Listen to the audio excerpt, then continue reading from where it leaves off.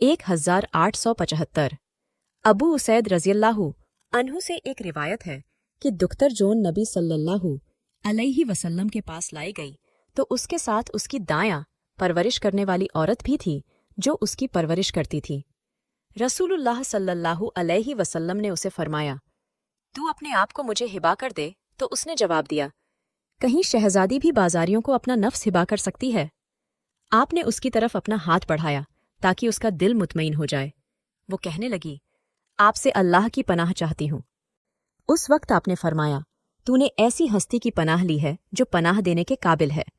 फिर आप बाहर तशरीफ लाए और फरमाया, ए अबू उसैद रज़ियल्लाहु अन्हु, उसे राजकी कपड़ों का एक जोड़ा देकर उसके घर वालों के यहाँ पहुंचा दो।